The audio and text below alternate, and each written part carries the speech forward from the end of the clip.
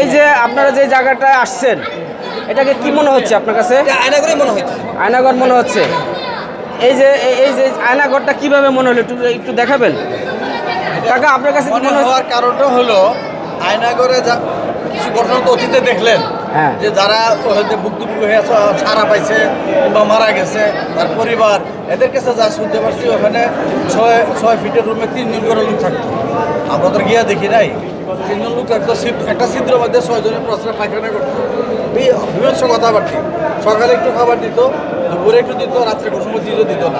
এখন 32 নম্বরে কি সেরকম কোনো রুম পেয়েছে ছোট ছোট? আমি মাত্র আজকে এখন গেছিলাম আমি রায়ের বাজার, ওখান থেকে আসতে। আপনি এখনো দেখেননি?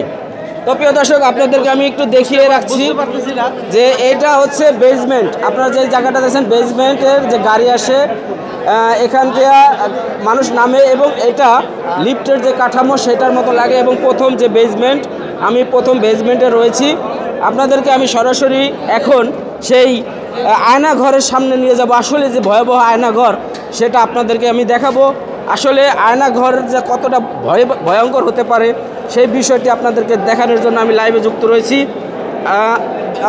আপনারা যারা দেখছেন আমরা আয়নাঘরের যে আসলে সত্যটা উদ্ঘাটন করবো আজকে, যে সত্যি সত্যি কি আয়নাঘর কিনা।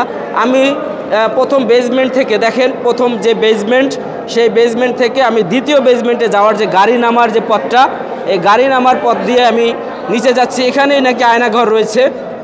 তো আসলে কতটা সত্য সেটা আপনারা নিজেরা দেখবেন এবং কমেন্ট করে জানাবেন। আমি প্রথম বেসমেন্ট থেকে দ্বিতীয় বেসমেন্টে চলে আসলাম। এই যে দ্বিতীয় বেসমেন্টে দেখেন শত শত মানুষ কিন্তু উৎসুক জনতা আসছে যে একবার আয়নাঘর দেখার জন্য, যে শেখ হাসিনা তিনি তার 32 নম্বর বাড়িতে আয়নাঘর তৈরি করেছে। যে আসলে আয়নাঘর রয়েছে কিনা সেটা সবাই দেখছে কিনা আমি একটু জানতে চাইবো। ভাই, আপনি কি আয়নাঘর দেখেছেন? ভাই, আয়নাঘর দেখছেন? ভাই, আয়নাঘর দেখছেন? কোনটা আয়নাঘর, কোনটা ভাইয়া? ভাই, আমাদের দাবি হলো সরকার যেন পানিটা পরিষ্কার করে ফেরত দিয়ে আসল ঘটনা আমরা জানতে চাই। এটা এখন ভালো একজন লোককে তত্ন করে দেওয়া হোক, এটা আমাদের দাবি। এখানে পানি রয়েছে, পানি প্রচুর পানি। আমরা এটাকে দেখতেছি, এটা আগে আমরা পানিটা সেরতে চাই, আগে তারপরে আসল ঘটনা বাড়িব। পানি যদি ছেঁকা যায় তাহলে জানা যাবে যে আসল ঘটনা জানা যাবে। ভালো তত্ন করে কিন্তু আসিফ নজরুল জনের তদন্ত দায়িত্ব বান্না দেওয়া হয়। অনেকে দাবি করছে এটার নিচেও 3 তলা আছে। হ্যাঁ, এটা আমরা শুনতে দিন, পানিটা আগে ফেসলা আসল ঘটনা বাড়িব না। তো প্রিয় দর্শক, এখানে অনেক মানুষ সেই আয়নাঘর দেখতে এসেছে। আমি আপনাদেরকে দেখাবো যে সেই দ্বিতীয় যে বেসমেন্ট সেখানে শুধু পানি। এই পানি নিষ্কাশনের জন্য সরকার মহোদয়কে আহ্বান জানাচ্ছে জনসাধারণ যে এই পানি যদি নিষ্কাশন করা যায় তাহলে আসল উদ্ঘাটনটা বের হয়ে যাবে। যে এটাই হচ্ছে সেই যে আয়নাঘরের যে ছোট ছোট কামরার কথা বলা হয়েছিল, এই সেই ছোট ছোট। কিন্তু আপনারা দেখতে পাচ্ছেন এটা হচ্ছে লিফটের থেকে নামার একটা লিফটের যে কাঠামো সেটা কিন্তু আপনাদেরকে আমি দেখাবো যে এখান থেকে যে লিফট তৈরি করেছিল সেটার, কিন্তু এর নিচেও নাকি আরও গভীর রয়েছে, এটাই দাবি করছে অনেক প্রত্যক্ষদর্শীরা। আর এখানে দেখতেছেন পানি, এই পানি দিয়ে এবং এই যে লিফট থেকে নামার যে পথ সেটা কিন্তু এখানে রয়েছে। কিন্তু সবাই এসে যে জিনিসটা স্বচক্ষে দেখেছে, আপনারা লাইভে দেখতে পাচ্ছেন বা ভিডিওতে দেখতে পাচ্ছেন, আপনারা কমেন্ট করে জানাবেন আসলেই কি এটা আয়নাঘর কিনা। ভাই, আয়নাঘর সম্পর্কে আপনার কিছু ধারণা হয়েছে? ভাই, এখানে পানিগুলো যদি না উঠানো হয় তাহলে কিন্তু নিচে কি আছে কিছু দেখা যাবে না।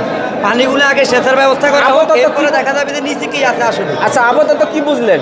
আপাতত যতটুকু বোঝা যায় যে এখানে গাড়ি রাখার কোনো সিস্টেম নাই ভাই।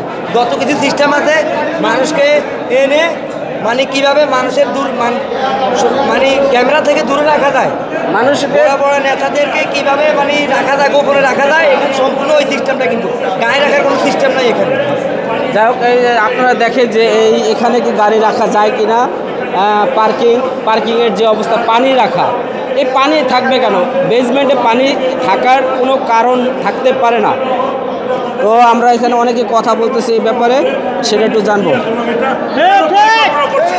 কি পরিকল্পনা তারা করছিল, এখানে কি মানুষকে কি করে এটা আমরা চাই, এবং একে শাস্তি দেওয়া হোক এবং কঠিন শাস্তি দেওয়া হোক। যেভাবে মানুষকে 16 বছর নির্যাতন নিপীড়ন করেছে এবং মানুষকে হত্যা করেছে, মানুষকে ঘুম করেছে, তার বিচারে জনগণ সকলে চায় এবং সব কিছু তার উদ্ঘাটন করতে চায়, এটাই আমাদের বলার। প্রিয় দর্শক, অনেক মানুষ অনেক ক্ষোভ, অনেক রাগ, অনেক কিছু, কারণ 16 বছরের যেই অত্যাচার সেইটাকে কেন্দ্র করে কিন্তু তার প্রতি অনেক আক্ষেপ রয়েছে, অনেক রাগ রয়েছে। তো এখানে অনেকেই আসে যে এসে আয়নাঘর দেখতে। আপু, আপনারা কি আয়নাঘর দেখতে আসছেন? হ্যাঁ, একটু এদিকে তাকান। আয়নাঘরে কি ছবি তুলতে আসছেন? একটু এদিকে তাকান। আমরা আয়নাঘর দেখতে আসছি ভাই। হ্যাঁ, আয়নাঘর দেখছেন কোথায়? আয়নাঘরটা কোথায়? এটা আয়নাঘর, মানে এই যে তো পানি দেখা যাচ্ছে, বেসমেন্ট। এই আপু, আয়নাঘর দেখছেন? মানে আয়নাঘরটা কেমন একটু বলেন তো। আমি তো কখনো দেখিনি। মানে এটাই আয়নাঘর মনে হচ্ছে আপনার কাছে? যাই হোক প্রিয় দর্শক, এখানে আয়নাঘর দেখা শেষ। আপনারা এখন কমেন্ট করে জানাবেন যে আয়নাঘর আপনারা দেখতে পেরেছেন কিনা। সরাসরি আমি আপনাদেরকে দেখালাম যে এখানে যে আয়নাঘর, এবং এখান থেকে লিফটের যে অবস্থা, লিফটের যেই জায়গাটা সেটাও দেখালাম, এবং এখান থেকে মানুষ মানে প্রতিনিয়ত সে আয়নাঘরের কথা শুনে ছুটে আসতেছে যে 32-এ আয়নাঘর, আসলে এটা কিভাবে সম্ভব। সেই আয়নাঘর দেখার জন্য ছোট থেকে বৃদ্ধ, নাবালক, সাবালক সবাই কিন্তু আসতেছে যে এক নজর যে আসলে সেই আয়নাঘরটা কি সত্য না মিথ্যা। তো যে যেখান থেকে দেখছেন আপনারা কমেন্ট করে জানাবেন যে আয়নাঘরের কথাটা সত্য না মিথ্যা।